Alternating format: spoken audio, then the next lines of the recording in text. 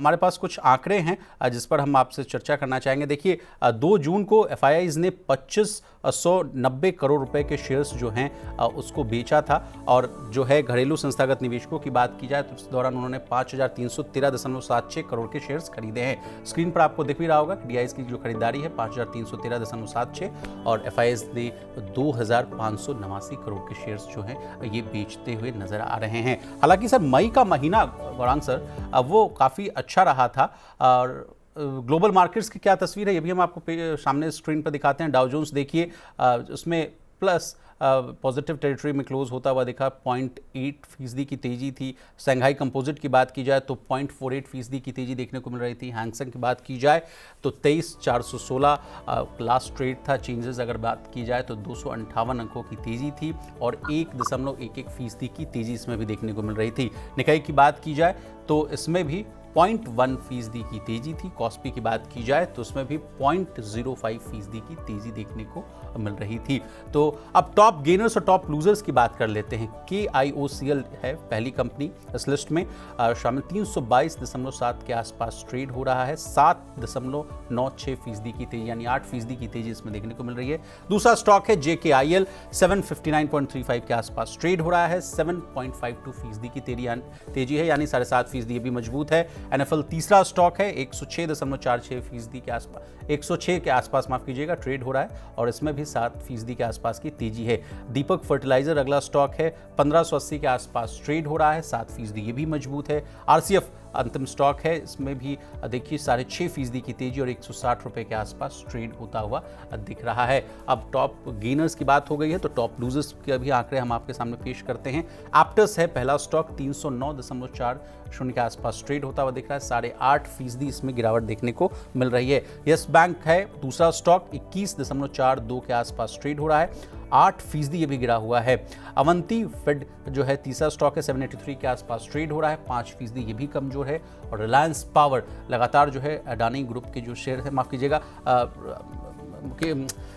Anil Ambani group के जितने भी जो शेयर्स हैं रिलायंस पावर, उसमें हलचल देखने को मिल रहा था। 59.15 के आसपास ट्रेड, 4.5% ये भी कमजोर है। रिलायंस इंफ्रा दूसरा स्टॉक है, अनिल अंबानी ग्रुप का शेयर्स 340.45 के आसपास ट्रेड और 4.5% ये भी कमजोर होता हुआ दिख रहा है। तो ये हुई आपको टॉप गेनर्स टॉप लूजर्स की लिस्ट, हमने आपको बता दी किस तरह से बाजार में एक्शन देखने को मिल रहा है, ये भी बता रहे हैं। अब सर की तरफ रुख करेंगे और उनसे समझने की कोशिश करेंगे। सर एफआईआईज ने लगातार जो देखिए 1-2 दिन से अगर आप देखें तो 2000 प्लस की बिकवाली करते हुए नजर आ रहे हैं, जबकि घरेलू संस्थागत जो निवेशक हैं डीआईएस वो बाजार को थामते हुए नजर आ रहे हैं। मई के आंकड़े भी बता रहे थे हम आपको, 18,000 के प्लस के आसपास की खरीदारी थी, 18,000 करोड़ के आसपास की। एफआईआईज डीआईएस के आंकड़ों पर आपसे हम राय लेना चाहेंगे सर, कैसे तस्वीर पेश हो रही? देखिए, सबसे पहले तो मैं आपके दर्शकों को और निवेशकों को ये कहना चाहूंगा कि एफआईआईज और डीआईएस के आंकड़ों को देख करके किसी प्रकार का निर्णय मत लें, जी क्योंकि ये जब खरीदेंगे तो आपको पता नहीं चलेगा, ये जब बेचेंगे तभी आपको पता नहीं चलेगा। आप 1-2 दिन की बात करते हैं, आप पिछले अक्टूबर 2024, 1 अक्टूबर से दिसंबर 31 दिसंबर 2024 में देखें तो 1,70,000 करोड़ की बिकवाली की। इस साल जनवरी से लेकर के पिछले महीने तक करीबन 2 लाख करोड़ से ज्यादा की बिकवाली की। तो अगर इतनी बिकवाली के बावजूद हम सर्वोच्च स्तर के पास जा रहे हैं तो कहीं ना कहीं शेयर बाजार में जो मजबूती है वो दर्शाती है, और मेरे ख्याल से स्थानीय संस्थागत निवेशक बहुत ही सक्षम तरह से मजबूत है किसी भी तरह की बड़ी बिकवाली का सामना करने के लिए विदेशी संस्थागत निवेशकों की तरफ से। अब उनको जो करना है वो करेंगे, हमें जो करना है हमें करेंगे। और मुझे ये लग रहा है कि जुलाई से, यानी कि जून महीने के पश्चात जुलाई से काफी कुछ चीजों पर स्पष्टीकरण आ जाएगा। 6 जुलाई को आखिर की तारीख है जब वो बुद्धिमानी जीव राष्ट्रपति ट्रंप अमेरिका के आखिर की तारीख है, जो वो 90 दिन की रियायत दी गई थी या विराम दिया गया था टैरिफ को लेकर। जी हमें लग रहा है कि जुलाई से बाजार में धीरे धीरे करके रिकवरी आना शुरू हो जाएगी। साथ साहब अब नेक्स्ट सवाल पर हम आपसे बात करना चाहेंगे। रूस यूक्रेन युद्ध पर बात करना चाहेंगे। ऐसी खबरें बीच में आ रही थी सर कि ट्रंप साहब जैसे इंडिया पाक वॉर को लेकर कह रहे थे कि देखिए हमने सीज फायर जो है उसको उसमें मेरी बहुत ही उपयोगिता है, मेरे वजह से जो है इंडिया पाक वॉर रुकता हुआ दिख रहा है। इसके बीच खबरें ये भी आ रही थी उस समय सर कि जो रूस यूक्रेन वॉर है उसमें भी ये कहते हुए नजर आ रहे थे ट्रंप साहब कि देखिए मैंने जो है यहाँ भी युद्ध विराम की तस्वीरें जो हैं वो साफ करते हुए नजर आ रहे हैं। लेकिन सर ताज़ा अपडेट ये है कि रूस यूक्रेन के बीच जो है कैदियों की वापसी पर समझौता हो गया है।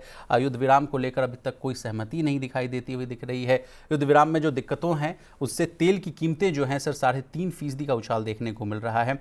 रूस पर नए प्रतिबंध लगाने से तेल सप्लाई की जो दिक्कतें हैं वो उसमें जो संभवता है वो दिखाई दे रही है। हम आपसे समझना चाहेंगे सर कि रूस यूक्रेन वॉर ये बहुत बड़ा जो पॉलिटिकल टेंशंस जो है जो से मार्केट अफेक्ट होता हुआ दिखता है, इस पर आपकी क्या राय है sir? What is the new update? देखिए, राष्ट्रपति ट्रंप को जो कहना है वो कहेंगे। उनके पास कोई प्रमाण पत्र है क्या कि भारत और पाकिस्तान में जो परिस्थिति खड़ी हुई थी उसकी उनमें शांति दूत का उन्होंने भूमिका निभाई थी, या फिर राष्ट्रपति बनने से पहले उन्होंने पहले ही बात कर चुके थे कि मैं रशिया और यूक्रेन में विराम करा दूंगा। लेकिन कहाँ है वो सब बातें, कहाँ है वो प्रमाण पत्र, कहाँ है वो समझौता जहां से वो युद्ध विराम की बातें करते हैं? तो ट्रंप को जो कहना है कहने दीजिए, मैं तो ज्यादा महत्व या तवज्जो भी नहीं देता हूं राष्ट्रपति ट्रंप क्या कहते हैं। हमें हमारी अर्थव्यवस्था, हमारी बुद्धिमत्ता, हमारी क्षमता, हमारी विकास दर, हमारे यहाँ पर ब्याज दरों में कटौती, हमारे यहाँ पर कॉर्पोरेट जगत के नतीजे, इस पर मुझे ज्यादा विश्वास है। जहां तक कच्चे तेल का सवाल है, मेरे ख्याल से एक घटनाक्रम हुई थी कल परसों जहां पर यूक्रेन ने आक्रमण किया था रशिया के ऊपर ड्रोन द्वारा। उसको लेकर के एक मामूली सा उछाल कच्चे तेल में आया है, लेकिन $65 प्रति बैरल ब्रेंट और करीबन $63 प्रति बैरल नाइमेक्स, हमारे ऑयल पूल अकाउंट को ऐसा कोई खतरा नहीं है, पहली बात। दूसरी बात, भारत और रशिया के बीच में बायलैटरल रिलेशनशिप बहुत ही मजबूत है, और जब भी हम रशिया से तेल या गैस खरीदते हैं तो रुपए और रूबल में कारोबार होता है, डॉलर बीच में नहीं आता। जी सर, इससे रिलेटेड कुछ स्टॉक्स है जिन पर मैं चर्चा करना चाहूंगा। पहला स्टॉक है MRPL। सर इसके चार्ट्स को देखकर बताइए सर कैसा लग रहा है MRPL? देखिए, मैं तकनीकी विशेषज्ञ तो नहीं हूं, इसलिए मैं चार्ट्स नहीं देखता हूं। मैं बुनियादी तर्क के आधार पर देखता हूं और हमारी टीम मुझे सहायता करती है, और MRPL पर कोई कवरेज नहीं, इसलिए हम विशेष रूप में टिप्पणी नहीं कर पाए। लेकिन सर OMC स्टॉक्स जो इसके बीच जैसे रिलायंस हो गया सर, IOCL हुआ, HPCL पर अगर सेक्टर स्पेसिफिक अगर चर्चा करना चाहें सर उस पर कुछ अगर आप कमेंट कर पाएं। तीनों ही ऑयल मार्केटिंग कंपनियां HPCL, BPCL, IOC, हमारी जो रिसर्च फंडामेंटल टीम है उनके तरफ से खरीदारी की राय है। उसके साथ साथ ऑयल एक्सप्लोरेशन में ONGC और गेल, ये दोनों पर खरीदारी की राय है, और ये दोनों ही मिश्रण की एक कंपनी है रिलायंस इंडस्ट्रीज, जो कि ऑयल एक्सप्लोरेशन भी करती है और ऑयल मार्केटिंग भी करती है। तो वहां पर भी हमारी टीम के तरफ से लंबी अवधि के लिए खरीदारी की राय है। जी सर, अब अडानी ग्रुप के शेयरों पर भी बात कर लेना बहुत ज़रूरी है सर। यूएस में नई जांच की खबर जो है उसको लेकर अडानी ग्रुप की तरफ से कहा गया है कि ये जो आरोप है ये बेबुनियाद है, झूठे आरोप लगाए गए हैं, झूठी अफवाह है। ईरान के साथ जो रिश्तों को लेकर यूएस में नए सिरे से जो जांच है उसकी रिपोर्ट कही जा रही थी, WSJ की रिपोर्ट है। ग्रुप कंपनियों पर कहा गया कि सर ईरान पर यूएस की पाबंदियों के उल्लंघन के आरोप लग रहे हैं। ईरान की LPG मुंद्रा पोर्ट के रास्ते भारत आने की जो जाँच है वो जारी होती हुई दिख रही है। अडानी ग्रुप फोकस में सर, उस पर भी हम आपसे चर्चा करना चाहेंगे। पहले तो इस खबर पर आपसे राय लेना चाहेंगे, इस खबर को कैसे देख रहे हैं सर आप? देखिए, आरोप लगाना बहुत आसान है। आरोप सिद्ध करने के लिए आपको प्रमाण पत्र चाहिए।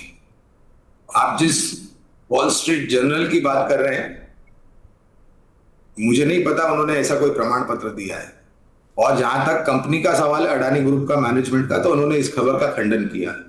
तो मैं मैनेजमेंट को ज्यादा तवज्जो दूंगा, न कि वॉल स्ट्रीट जर्नल को, और विशेष रूप में टिप्पणी नहीं कर पाएंगे क्योंकि अडानी समूह की कंपनियों पर हमारी कवरेज नहीं है।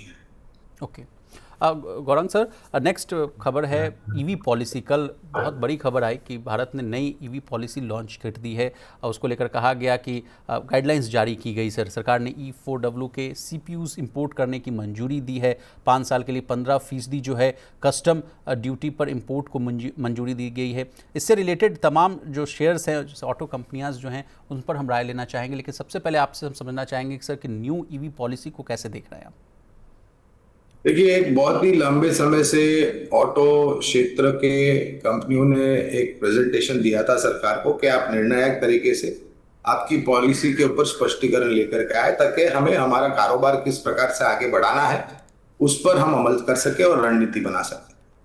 अब 25% पहले कुछ सालों में और फिर 50% उसके बाद स्थानीय मार्केट में से जो भी उपकरण लगते हैं वो मुहैया कराना होगा, और उसके लिए सरकार की तरफ से जो सहायता चाहिए वो इन सब कंपनियों को मिलेगी। 2 व्हीलर में बजाज ऑटो, TVS मोटर्स और हीरो मोटोकॉर्प, 4 व्हीलर्स में टाटा मोटर्स, M&M और मारुति, कमर्शियल व्हीकल में अशोक लेलैंड और अर्थ मूविंग इक्विपमेंट्स में एस्कॉच कुबोटा। इन सभी पर हमारी जो फंडामेंटल टीम है उनके तरफ से खरीदारी की राय है, लंबी होती है जी। सर, नेक्स्ट सवाल है कि जो चाइनीज़ जो US ट्रेड के बीच में जो टेंशन्स देखने को मिल रहा था, उसके पहले चैप्टर की अगर हम बात करें सर, तो अर्थ मेटल्स जो है, रेयर अर्थ मेटल्स और रेयर अर्थ मैग्नेट्स को लेकर तमाम तरह के सवाल उठाए जा रहे थे। कल भी एक रिपोर्ट आई थी सर, जिसको हम लोगों ने अपने मनी सेंट्रल में चर्चा भी किया था। उसमें कहा गया था कि जो कार कंपोनेंट्स बनाने वाले ऑटो कंपनियों की सबसे एसेंशियल जो कमोडिटीज़ कहिए, जो एसेंशियल प्रोडक्ट कहिए, वो है रेयर अर्थ मेटल्स। उसको जो चाइना ने एक्सपोर्ट लगाने पर बैन लगाया है सर, उस वजह से ये ऑटो कंपनियों में बहुत ही हड़कंप मचा हुआ है। सियाम ने एक गोपनीय रिपोर्ट पेश की, उसमें कहा गया कि सरकार जल्द इसमें हस्तक्षेप करते हुए दिखे, और उसके बाद देखिए तमाम कंपनियों की तरफ से भी बयान आते हुए दिख रहे हैं। उनके मालिकों की तरफ से, CFO की तरफ से कहा गया कि बहुत जल्द जो है इस पर लगाम लगाने चाहिए, सरकार को इंटरवीन करने की कोशिश की जाएगी, नहीं तो अगले महीने से जो प्रोडक्शन है उस पर टेंट पड़ता हुआ दिख रहेगा। अब बजाज मोटर्स की बात की जाए, TVS मोटर्स की बात की जाए, और तमाम तरह की जो M&M है और मारुति सुजुकी भी इस लिस्ट में शामिल है। सर, सबसे पहले आपसे समझना चाहेंगे सर, ये जियोपॉलिटिकल टेंशन्स कितनी इकोनॉमी पर इफेक्ट डालता हुआ नजर आएगा? चीन के तरफ से हर वो प्रयास किया जाता है अगर उनके देश को कोई खतरा दिखता है उनको, और कोविड के पश्चात China+1 की जो नीतियां विश्व भर में लगाई गई और जमीनी स्तर पर लागू किया गया, उससे सीधा सीधा चाइना की अर्थव्यवस्था को और विकास दर को भारत से है, और चाइना हर वो प्रयास और कोशिश करेगा जिससे उनकी ये प्राथमिकता जो है वो ना तो हिले, ना ही इसमें कोई बदलाव आए। कल ये खबर आई और भारत सरकार के तरफ से मैंने एक रिपोर्ट पढ़ी है कि एक प्रतिनिधि गुट जो है भारत की तरफ से बहुत जल्द चीन रवाना होगा, और वहां की जो सरकार और वहां के जो आला अधिकारियां हैं उनसे बातें करेंगे, क्योंकि न तो सिर्फ ये रेयर अर्थ मेटल्स या मैग्नेट्स जो है वो ईवीज में तो इस्तेमाल होते ही है, लेकिन रक्षा क्षेत्र में भी बहुत बड़ा योगदान देते हैं। दूसरी खबर की ओर बढ़ते हैं हम लोग सर। 6 तारीख को सर RBI की MPC की पॉलिसी की बैठक है। कहा जा रहा है कि रेट कट की गुंजाइश और बनती हुई दिख रही है सर। SBI रिसर्च की रिपोर्ट भी है, जिसको लीड करते हुए दिखते हैं सौम्यकांति घोष साहब। उन्होंने कहा कि इस बार जो उम्मीद है 25 बेसिस पॉइंट की नहीं है, बल्कि 50 बेसिस पॉइंट की है, और इस पूरे फिस्कल में सर कहा जा रहा है कि 100 से लेकर 150 BPS की कट देखने को मिल सकती है। आप कैसे देख रहे हैं सर इस खबर को, और आपके क्या एक्सपेक्टेशन है सर MPC से? देखिए, पहले तो 6 तारीख को शुक्रवार को, यानी कि 2 दिन बाद, हमारा अनुमान और आकलन है कि 0.25 यानी कि 25 बेसिस पॉइंट की कटौती होगी। अब ये हम मॉनेटरी पॉलिसी कमेटी के जो मेंबरान हैं उनकी बुद्धिमत्ता पर छोड़ना चाहिए कि वो कितना देना चाहता है। कुछ नहीं देना चाहते हैं, 25 बेसिस पॉइंट देना चाहते हैं या 50 पॉइंट देना चाहते हैं, 50 बेसिस पॉइंट देना चाहते हैं। आगे जाकर के और तीव्र साथ ब्याज दरों में कटौती तब आएगी जब महंगाई दर नियंत्रण में रहेगी। फिलहाल महंगाई दर नियंत्रण में, अगर वो 4% जो कि एक स्तर है मॉनेटरी पॉलिसी का, उसके नीचे रही तो हो सकता है काफी तीव्रता से ब्याज दर में कटौती आए। दूसरी तरफ विकास दर भी जो अनुमान था पिछले शुक्रवार को उससे बेहतर आए हैं। 7.4। तो समीकरण भी सब है, लेकिन गवर्नर की टिप्पणियां सुननी होगी और उसका विश्लेषण क्या है वो भी समझना। लेकिन लेकिन गौरांग साहब आपसे समझना चाहेंगे कि जो घरेलू फैक्टर्स हैं वो भी बहुत मजबूत दिखते हुए दिख रहे हैं सर। जीएसटी कलेक्शंस के आप नंबर देख लीजिए, एफडीआई के आप आंकड़े देख लीजिए, और जिस तरह से अभी जो आपने क्वार्टर 4 जीडीपी के जो नंबर्स की बात की 7.4% के आसपास होते हुए दिख रहा है। महंगाई दर जो है सर लगातार आप देखिए 3.6% से आसपास 3.16 के आसपास आती हुई दिख रही है। रिटेल महंगाई दर की मैं बात कर रहा हूँ सर। तमाम फैक्टर्स जो हैं अब भारत के पक्ष में नजर आते हुए दिख रहे हैं। आप इन फैक्टर्स को समराइज कर कॉमेंट करना चाहें सर। उसके साथ साथ मेघराज का आशीर्वाद एक हफ्ते गुड पहले आ मॉर्निंग। गया है। वर्षा ऋतु का आगमन एक हफ्ते पहले हुआ और मौसम विभाग से ये सुनने को मिला है कि इस वर्ष भी अच्छी वर्षा होगी, लॉन्ग टर्म एवरेज से ऊपर होगी। तो ये भी एक बहुत बड़ा योगदान देगी खाने पीने के पदार्थों के जो महंगाई दर है उसको नीचे और नियंत्रण में लाने के लिए। इसलिए मैं कह रहा था कि एग्रेसिव बन करके रेट कट नहीं करेंगी मॉनेटरी पॉलिसी कमेटी। वो पूर्ण बुद्धिमत्ता, मापदंड और आंकड़ों के आधार पर करेगी और ये भी ध्यान रखेगी कि भाई महंगाई दर आने वाले समय में नीचे रह सकती है या उसमें कोई परिवर्तन हो सकता है। तो उस पर आज के तारीख में आप आक्रामण बन करके अगर आप ब्याज दरों में कटौती करते तो मेरे ख्याल से वो समझदारी की बात नहीं होगी। लेकिन मैं फिर से वही कहूंगा, मैं उनकी बुद्धिमत्ता पर छोड़ता हूं कि उनको कितनी ब्याज दरें कटौती करनी चाहिए। हमारा अनुमान है कि 0.25% की कटौती होगी। जी गौरांग सर, आपसे समझना चाहेंगे 6 तारीख से पहले किन किन सेक्टर्स पर ध्यान रखें सर। रेट कट से पहले अगर मान लीजिए किसी सेक्टर्स में अगर आपको ध्यान रखना हो, पैसे बनाने की उम्मीद हो। देखिए, मैं छोटी अवधि के लिए तो कभी टिप्पणी करता नहीं, क्योंकि 1-2 दिन की बात तो मेरे समझ में आती नहीं है। लेकिन हाँ, अगर ब्याज दर में कटौती होगी तो सबसे पहले वित्तीय क्षेत्र, और वित्तीय क्षेत्र में आपको सरकारी बैंक, निजी क्षेत्र बैंक और एनबीएफसीज, इनका योगदान आने वाले समय में नतीजों के आधार पर सुधरता हुआ नजर आएगा, क्योंकि ऋण की मांग जो है वो ऊपर जाएगी और जो ब्याज दरों से जो आय आती है वहां पर भी आपको सुधार होता हुआ दिखेगा। जी सर। सर अब क्रूड ऑयल पर भी चर्चा कर लेते हैं सर। सबसे निचले स्तर पर पहुंच गया है क्रूड ऑयल। अमेरिकी डॉलर इंडेक्स की भी बात की जाए तो उसमें भी अच्छी खासी जो जिस तरह से जो जियो पॉलिटिकल टेंशंस जो रप्ट होते हुए दिख रहे हैं, अब चाइना की तरफ से भी कमेंट किया जा रहा है कि पहली बात जो थी वो ऑन ट्रैक होती हुई दिख रही थी अमेरिका के साथ, लेकिन खुद ही वो दूरी बनाते हुए दिख रहे हैं, जिसका असर सर देखिए क्रूड ऑयल और तमाम तरह के जो कमोडिटी प्राइसेस हैं उसमें भी देखने को मिल रहा है। अब सर क्रूड ऑयल पर आपसे टिप्पणी लेना चाहेंगे सर, कैसे देख रहे हैं इस सिनेरियो को? देखिए, अगर वो बुद्धिमानी जीव ट्रंप को टैरिफ को लेकर के जो करना है वो करेंगे तो स्वाभाविक है पूरी जो अर्थव्यवस्था है देशों की विश्व भर में, वो वहां पर आपको धीमापन देखने मिलेगा। अमेरिका में सबसे ज्यादा धीमापन आपको देने पड़ेगा और हो सकता है मंदी की चपेट में भी जा सकता है। उस परिस्थिति में कच्चे तेल की खपत जो है वो निचले स्तर पर आएगी, ऊपर नहीं जाएगी।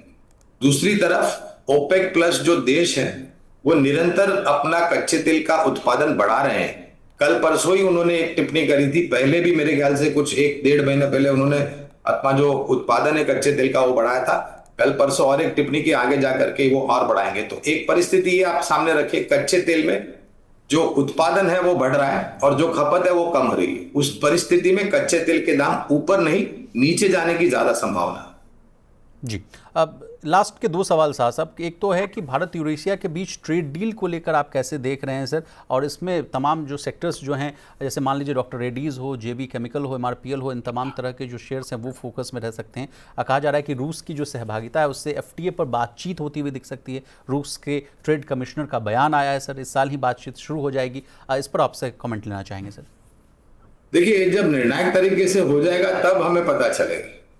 आगे बढ़ते हुए टिप्पणी करना मेरे ख्याल से अनिवार्य इसलिए नहीं होगा क्योंकि ज्यादा जानकारी है नहीं हमारे पास, और वो जो ट्रेड डील होगी और जो हस्ताक्षर और मोहर लगेंगे होने के पश्चात हमारे और आपके पास आएंगे। तो मेरे ख्याल से थोड़ा समय दीजिए, वो हो जाने दीजिए, मोहर लग जाने दीजिए, फिर हम चर्चा करें। जी सर।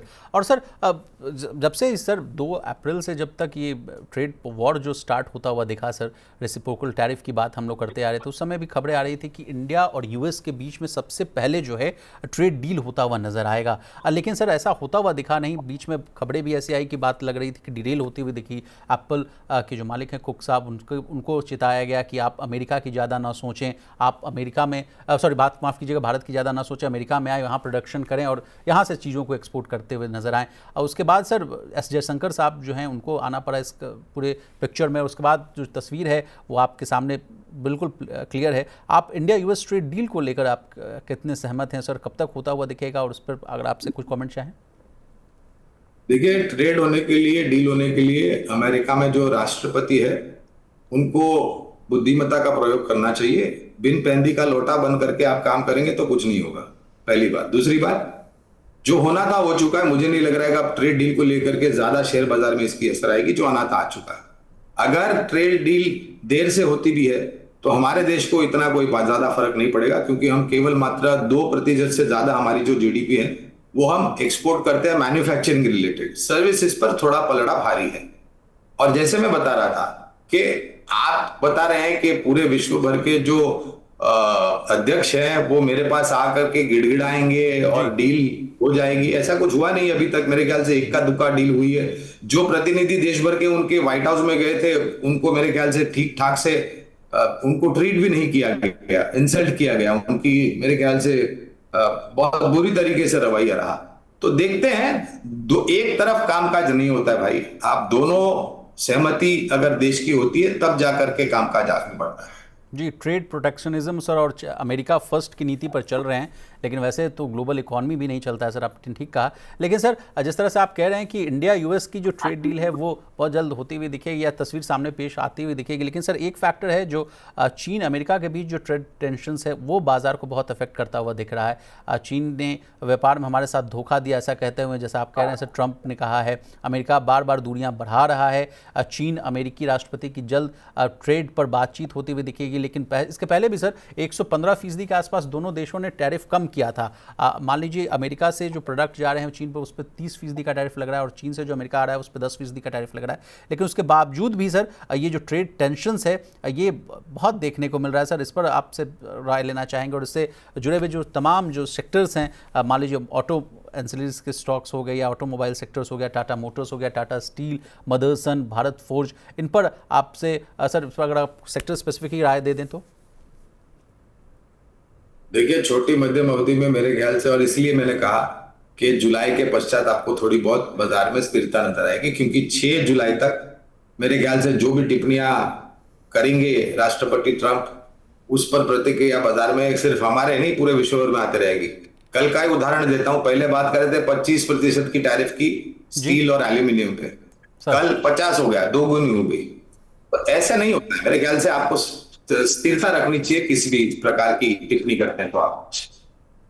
जी सर, अब बाजार का अपडेट ले लेते हैं सर, कैसा अभी चल रहा है कारोबार। तो हल्की गिरावट के साथ कारोबार हो रहा है। 24,661 660 के आसपास ट्रेड हो रहा है, 56 अंकों की गिरावट है। और बैंक निफ्टी 55,833 के आसपास कारोबार हो रहा है सर बैंक निफ्टी और निफ्टी पर आपसे राय ले सकते हैं सर। बैंक निफ्टी के ऑल टाइम हाई से लुढ़कता हुआ नजर आ रहा है सर, लंबी अवधि में कैसे देख रहे हैं बैंक निफ्टी को? देखिए, हम बैंक पर राय देंगे। सरकारी बैंक और निजी क्षेत्र की बैंक पसंद आती है हमें, और उसके साथ साथ वित्तीय क्षेत्र। तो जो सक्षम और मजबूत सरकारी और निजी क्षेत्र की बैंक्स और एनबीएफसी है वहां पर आप ध्यान दें। और जैसे मैंने बताया, ब्याज दरों में कटौती होती है तो उसका सीधा सीधा सकारात्मक असर वित्तीय क्षेत्र पर पड़ता है। जी सर, उसके बाद निफ्टी पर सर, निफ्टी पर भी राय देना चाहेंगे? लंबी अवधि में कैसा लग रहा है सर? मैं टेक्निकल एनालिस्ट नहीं हूं तो निफ्टी पर मैं टिप्पणी नहीं करता। Okay sir, okay sir. अब कुछ टेलीकॉम स्टॉक्स पर चर्चा कर लेते हैं, लेकिन टेलीकॉम स्टॉक्स पर आप चूंकि कह रहे हैं सर, टेलीकॉम सेक्टर पर आप बता दीजिए सर। एजीआर वाला जो मामला था गौरांग साहब, ये लंबा चर्चा का विषय रहा। सुप्रीम कोर्ट तक जाती हुई दिखी टेलीकॉम कंपनियां, उसके बाद वहां से उनको झटका लगता हुआ दिखा। उसके बाद सुप्रीम कोर्ट के एक रूलिंग को कहा गया था टेलीकॉम कंपनी की तरफ से कि देखिए आपकी एक रूलिंग है वो आड़े आती हुई सामने आ रही है, इसके बाद सरकार हमें मदद नहीं कर पा रही है। लेकिन उसके बाद सुप्रीम कोर्ट से कहा गया कि नहीं, अगर सरकार आपकी मदद करना चाहती है तो वो एकदम स्वतंत्र है, वो आपकी मदद कर सकती है। उसके बाद वोडाफोन आइडिया में भी आप देखिए सर, इक्विटी में जो है 22.6% से जो हिस्सेदारी बढ़ाकर सरकार ने 49% के आसपास कर दी, उसके बावजूद भी 83,000 करोड़ के आसपास का ईजीआर ड्यूज अभी बकाया है। और उसकी अगर भारतीय एयरटेल की बात की जाए तो उस पर भी 35-36,000 करोड़ का ईजीआर बकाया है। टाटा टेली सर्विसेज की बात की जाए तो उस पर भी 18-19,000 करोड़ के आसपास का ईजीआर ड्यूज है। सर तमाम टेलीकॉम सेक्टर स्पेस पर हम आपसे राय लेना चाहेंगे। सर कैसा लग रहा है टेलीकॉम सेक्टर स्पेस? हमारी खरीदारी के राय भारतीय एयरटेल और रिलायंस इंडस्ट्रीज, क्योंकि जियो मोबिलिटी का कारोबार रिलायंस इंडस्ट्रीज के बैलेंस शीट के तहत आता है। इसके अलावा इंफ्रास्ट्रक्चर में इंडस टावर, इन सब कंपनियों पर हमारी टीम जो है फंडामेंटली उनके तरफ से खरीदारी की राय। जी जी, ओके सर। वोडाफोन आइडिया की अपडेट दे दूं, हमारे प्रोड्यूसर साहब ने भेजा कि टैरिफ बढ़ाने के संकेत दिए हैं। वोडाफोन आइडिया का स्टॉक मैं चाहूँगा कि ऑन स्क्रीन दिखाया जाए। टैरिफ बढ़ाने के संकेत दिया गया है। एंट्री लेवल टैरिफ अब सही स्तर पर है, कहना है सीईओ साहब का। ज़्यादा डेटा यूजेस पर चार्जेस बढ़ाया जा सकता है। उसके बाद Q4 में कंपनी का जो आरपू है 175 रुपीज़ के आसपास है। फाइनेंशियल ईयर 26 में कंपनी का 6,000 करोड़ रुपए का कैपेक्स का जो है वो प्लान होता हुआ दिख रहा है। उसके अलावा जो टेलीकॉम स्टॉक्स पर अगर हम लोग चर्चा करेंगे, लेकिन तमाम रिपोर्ट्स भी आती हुई दिखी हैं जिसमें कहा गया था कि आरपू को लेकर बहुत जो संघर्ष है वो लगातार चलता हुआ दिख रहा है। 300 रुपए के आसपास आरपू ले जाने की कोशिश की जा रही है, लेकिन इसी बीच देखिए जो झटका है वो भी आम आदमी को देखने को मिलेगा, क्योंकि अभी जो बहुत सारी जो कंपनियां हैं, जो भारतीय एयरटेल की बात की जाए उसकी 240-250 रुपए के आसपास आरपू है, और जियो की 205-206 के आसपास आरपू है, और वोडाफोन आइडिया के 175 के आसपास है। तो अगर ऐसे में इन कंपनियों को अपने आरपू को 300 के आसपास ले जाने की कोशिश होगी तो आपको समझ जाइए कितना झटका लग सकता है। अब इसी के साथ हम गौरांग साहब को हम इजाज़त देंगे। सर आपका बहुत शुक्रिया मनी 9 में जुड़ने के लिए। अगर जाते जाते अगर आपका कोई डिस्क्लेमर हो तो प्लीज़ दे दीजिए सर। तो ये थे हमारे साथ गौरांग साहब। उन्होंने अपनी टिप्पणी दी, फंडामेंटल टिप्पणी दी, और तमाम तरह की स्टॉक्स पर तो इन्होंने राय नहीं दी, लेकिन ओवरऑल पिक्चर पर इन्होंने तस्वीर जो है वो साफ करते हुए नज़र आते हुए दिखे। लेकिन बाजार का क्या अपडेट है वो भी मैं आपको बता देता हूँ कि निफ्टी में जो है 24,631 के आसपास कारोबार हो रहा है, 84 अंकों की गिरावट है। और बैंक निफ्टी की बात की जाए तो 55,808 के आसपास कारोबार, 95 अंक की गिरावट के साथ कारोबार होता हुआ दिख रहा है। बैंक निफ्टी के हाईज की बात की जाए तो 56,161 का हाई था, यानी आज का ये ऑल टाइम हाई है। इतिहास में दर्ज हो जाएगा ये आंकड़ा। उसके बाद देखिए ऊपरी स्तर से जो है बिकवाली होती हुई नजर आ रही थी, और अब देखिए 55,793 के आसपास ट्रेड होता हुआ दिख रहा है। अब हमारे साथ लवेश शर्मा साहब जुड़ गए हैं, फाउंडर हैं मार्केट फिट्स एनालिटिक्स के। सर आपका बहुत स्वागत है मनी 9 पर। धन्यवाद विशाल जी। सर आपसे ओपनिंग रिमार्क लेना चाहेंगे। आज देखिए भारतीय शेयर बाजार में दो तरफा ट्रेड देखने को मिल रहा है सर। शुरू में हम देखें कि बैंक निफ्टी ने ऑल टाइम हाई लगाया सर, उसके बाद ऊपरी स्तरों से बिकवाली आई है, और बैंक निफ्टी तो देखिए वो 25,000 के लेवल को हम लोग कोशिश कर रहे थे कि क्रॉस करता हुआ दिखे, लेकिन वो होता हुआ भी नहीं दिखा। वहाँ भी जो है ऊपरी स्तर से बिकवाली आती हुई सामने आई, 24,631 के आसपास ट्रेड कर रहा है। आपसे जानना चाहेंगे, ओपनिंग रिमार्क आप अपना दीजिए सर। धन्यवाद विशाल आमंत्रित करने के लिए। पहली बात देखिए, जहाँ तक कि हम निफ्टी की बात कर रहे हैं, जब के ट्रम्प के कमेंट्स आते रहेंगे, जब के टैरिफ वॉर चलता रहेगा, ओवरनाइट थोड़ी सी वोलेटिलिटी रहेगी। पर मुझे लगता है कि निफ्टी अभी भी काफी कुछ एक रेंज में है। मोमेंटम अच्छा है नो डाउट निफ्टी में, पर मुझे लगता है कि निफ्टी में ऊपर में 25,100 से 25,050 ऐसे लेवल है जो वो कंटिन्यूसली एक बार रजिस्ट कर रहा है। नीचे में हमें लगता है कि 24,500 से लेकर 24,550 यहाँ पर काफी अच्छा कंसंट्रेशन है ऊपर इंटरेस्ट का। मुझे लगता है शॉर्ट टर्म में काफी एक छोटी अवधि के लिए मुझे लगता है कि निफ्टी कंसोलिडेट कर सकती है। जहां तक कि बैंक निफ्टी की बात है, देखिए बैंकिंग और बैंकिंग शेयरों में स्पेसिफिकली प्राइवेट बैंक और पब्लिक सेक्टर की बात करूं तो अच्छा मोमेंटम देखने को मिला था। और अभी एक आरबीआई की रेट कट की एक्सपेक्टेशंस है 25 बीपीएस तक की। मुझे लगता है ये जो बैंक निफ्टी का टेक्निकल है वो काफी कुछ ड्रिवन है आरबीआई की एक्सपेक्टेशन के लिए। बैंक निफ्टी यहाँ पर ज्यादा अच्छी है निफ्टी के मुकाबले। मुझे लगता है बैंक निफ्टी ऊपर में एक बार हमें 56,000 के ऊपर ट्रेड होती हुई या क्लोज होती है, ऊपर में और उच्चतर स्तर देखे जा सकते हैं। ऊपर में फिलहाल तो कोई टारगेट नहीं है, पर बैंक निफ्टी में नीचे में मैं जरूर बताऊंगा कि 55,200 से 55,300 पे काफी अच्छा सपोर्ट है। तो अब हम छोटी अवधि से मध्यम अवधि के लिए मेरे ख्याल से बैंकिंग सेक्टर और बैंक निफ्टी अच्छा परफॉर्म कर सकती है। निफ्टी मेरे ख्याल से अभी भी फिलहाल जब तक ये 25,100 के नीचे है उसमें साइडवेज रह सकता है। तो यहाँ पर थोड़ा बहुत सेक्टर रोटेशन हो रहा है, तो बैंक निफ्टी अभी फेवर कर रही है, निफ्टी साइडवेज रह सकता है। सर, आपसे समझना चाहेंगे रेट कट की आपने बात की सर 6 तारीख को, यानी आज से 2 दिन के बाद, माफ़ कीजिएगा 3 दिन के बाद जो है जो आरबीआई मॉनेटरी पॉलिसी की जो बैठक है उसके नतीजे सामने आएंगे। उसमें कहा जा रहा है कि 0.25% का रेट कट होगा। लेकिन सर आपसे समझना चाहेंगे कि रेट कट होगा उसको तो मान लीजिए, अभी गौरांग साहब से भी बात हो रही थी, वो कह रहे हैं कि मार्केट इसको डिस्काउंट कर चलता हुआ दिखेगा विशाल। लेकिन एसबीआई रिसर्च की एक रिपोर्ट है जिसको लीड करते हैं सौम्यकांति घोष साहब, एसबीआई रिसर्च की रिपोर्ट कह रही है सर कि 50 बेसिस पॉइंट की कटौती हो सकती है। उसके अलावा भी उन्होंने उस रिपोर्ट में कहा है कि पूरे फिस्कल में 100 से 150 बीपीएस का रेट कट हो सकता है। ये तो बहुत बड़ी गुड न्यूज़ है सर। बिल्कुल, देखिए जैसे अभी बुरहान साहब ने भी बोला, पहली बात तो मार्केट फॉरवर्ड लुकिंग होता है यहाँ पर विशाल जी। तो मार्केट आने वाले 3 से 6 महीने, 9 महीने की जो अवधि रहती है, जो आरबीआई का टारगेट रहता है, पूरा डिस्काउंट कर चलता है। अगर हम यही यूएस में देखें सिनारियो, तो 2023-2024 जो मार्केट फेडरल एफओएमसी का एक आप बोल सकते हैं लक्ष्य था कि पूरे साल में उनको 0.75 बीपीएस कम करना, तो उस पर हमने एक अच्छी खासी तेजी देखी थी। सेम चीज यहाँ पर अगर इंडिया में हम बात कर रहे हैं और आरबीआई ने इतना बड़ा एम रखा है, मेरे ख्याल से एकदम अग्रेसिव नहीं होगा। उनके पास पूरे साल का एक विंडो ओपन रहता है और उनके पास काफी कुछ डेटा रहता है जिसके बेसिस पे वो आगे मेरे ख्याल से पहुंचे। तो 25 बीपीएस तो मार्केट भी डिस्काउंट कर चल रहा है। हाँ, ये जरूर मैं बोलूंगा कि मार्केट फॉरवर्ड लुकिंग होता है, तो मार्केट ने भी कुछ वो डिस्काउंट कर रखा है। मार्केट ने बीपीएस रेट कट के अलावा उसका इम्पैक्ट जिन क्षेत्र में आता है, जिन सेक्टर्स में आता है वो, और उस सेक्टर्स के अंदर के जो स्टॉक्स है वहां तक के डिस्काउंट हो जाता है वो इवेंट। तो मेरे ख्याल से बिल्कुल शॉर्ट टर्म में वो मार्केट ने डिस्काउंट कर रखा है। बैंक निफ्टी जैसे मैंने बताया काफी अच्छा रेट कट को रिस्पॉन्स कर सकती है, और इंटरेस्ट रेट्स या आप बोल सकते हैं रेट सेंसिटिव सेक्टर्स अच्छा रिस्पॉन्स करेंगे। यहाँ पर जो एक बुलिश सिनारियो बन रहा है, वो शॉर्ट से मीडियम टर्म, छोटी से मध्यम अवधि के लिए बैंक निफ्टी के लिए बनता हुआ दिख रहा है। निफ्टी 50 के लिए फिलहाल मैं वैसा नहीं देख पा रहा हूँ, पर हाँ बैंक निफ्टी के लिए काफी अच्छा ये रहेगा आने वाले 3 से 6 महीनों के लिए। ओके। सर आपसे समझना चाहेंगे कि रेट कट से पहले, मान लीजिए अगर रेट कट होता भी है सर, उसके पहले किन किन सेक्टर्स पर दाव लगाने की आपकी सलाह होगी सर, और कौन कौन से सेक्टर्स फोकस में रहेंगे?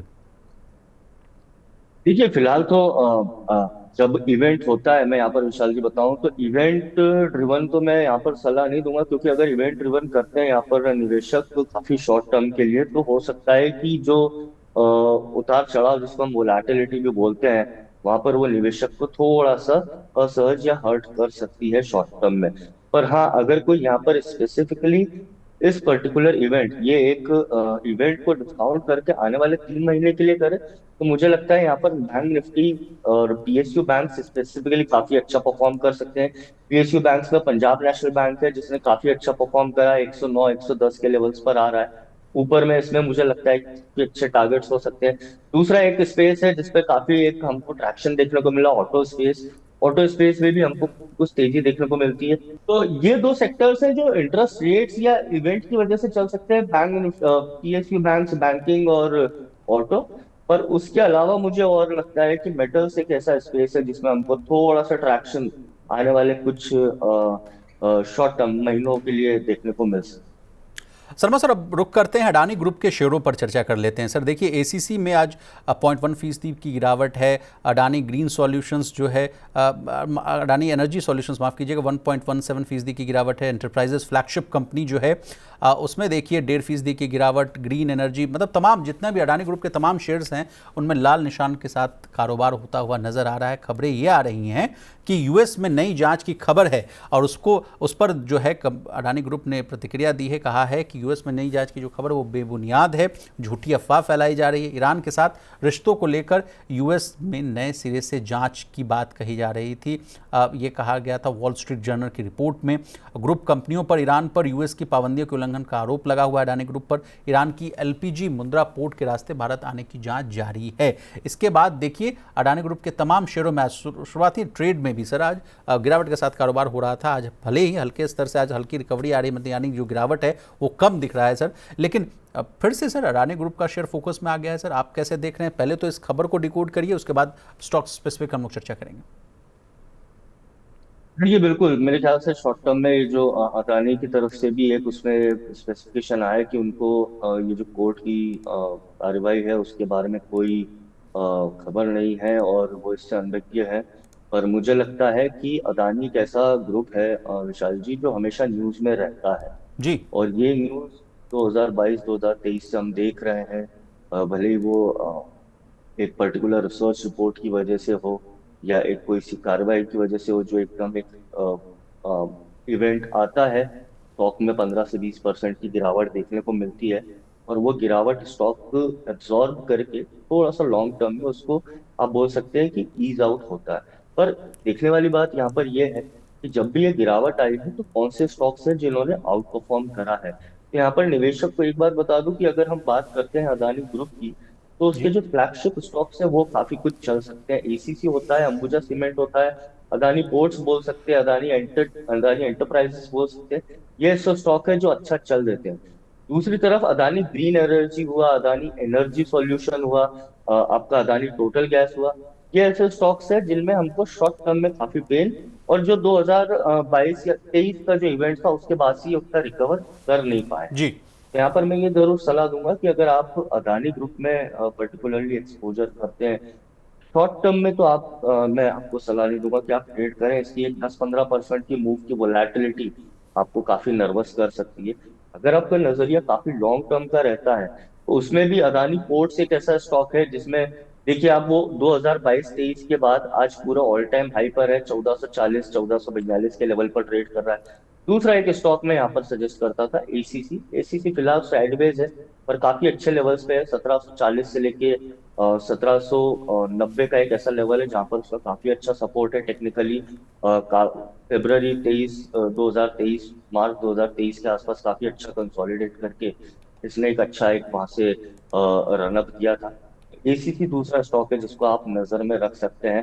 1740 से 1790 के लेवल्स पर एसीसी अच्छा है। अदानी पोर्ट्स अपने उच्चतम स्तर के पास है, तो ये प्राइस या जो भाव है वो अपने आप दर्शा रहा है कि अदानी पोर्ट्स ऐसा स्टॉक है जिसमें निवेशकों का रुझान अच्छा है, एज कंपेयर जब हम दूसरे अदानी छोटे मझोले शेयर्स की बात करते हैं। तो आप ये दो स्टॉक पे ध्यान दे सकते हैं। Okay sir. सर एक खबर आ रही है एयू बैंक को लेकर। सर खबर ये आ रही है कि टाटा एआईजी ने ब्लॉक डील के जरिए 0.12% जो है जो हिस्सेदारी है उसको खरीदा है। 693 रुपये प्रति शेयर के हिसाब से डील हुई है। सर एयू बैंक पर आपकी क्या राय है? सर चार्ट्स पर कैसा लग रहा है आपको? ये अच्छा है। एयू बैंक स्पेसिफिकली अगर देखें तो टेक्निकली मैं बोलूँ तो स्टॉक ने अंडर परफॉर्म ही करा है 2023 2022 से। ज्यादा कोई बड़ी रेंज नहीं है। मैं इसका एक मोटा मोटा रेंज दूं तो ऊपर में 770 तक जाता है स्टॉक, वहां से हमको बिकवाली देखने को मिलती है, और नीचे 560। और यही पूरी इसकी चाल रही है 2023। हाइंडसाइड बायस है यहाँ पर चार्ट के हिसाब से ये देखना, वो मतलब एक सब हम बोल सकते हैं कि ये रेंज है। तो इसका सबसे सिंपल यही रहेगा कि जब तक ये स्टॉक ये रेंज के बाहर नहीं निकलता है, मुझे लगता है कि स्टॉक कंसोलिडेट करेगा। अगर ब्लॉक डील हुई है और 693 के भाव पर है, फिलहाल तो स्टॉक वहां से 3% के प्रीमियम पर ट्रेड कर रहा है। जी। मेरा ऐसा मानना है जब भी ब्लॉक डील होती है, हाई वॉल्यूम आता है स्टॉक में, सबसे हाईएस्ट वॉल्यूम जब भी एक स्टॉक टेक्निकली विटनेस करता है, सर। उसके बाद उसमें कंसोलिडेशन ओवरड्यू रहता है। और ये हिस्टोरिकली कोई से भी चार्ट पर कोई से भी स्टॉक में देख लीजिए, अनलेस वो एक बॉटम से ब्रेकआउट। अब स्टॉक ऑलरेडी 540 से 693 700 के लेवल पर आ चुका है। 20% की हमने तेजी देख चुकी है। तो रिस्क रिवॉर्ड भी फेवरेबल नहीं है। और ना यहाँ पर मैं चाहूंगा कि निवेशकों को fear of missing out FOMO. पैदा हो, या फिर कि हम, हाँ, फोमो क्रिएट हो कि हम यहाँ पर मिस कर रहे हैं, टाटा ने खरीद लिया 1% या जो भी स्टेक, तो हम भी बैठ जाए। तो वो थोड़ा सा आप अवॉइड करें, आप धैर्य रखें। मेरे ख्याल से स्टॉक में डिसेंट करेक्शन आना चाहिए वापस से। स्टॉक अगर आपको 660 से 670 के लेवल्स पर मिलता है तो ये निवेश अच्छा रहेगा। फिलहाल इसमें रिस्क रिवॉर्ड फेवरेबल नहीं है।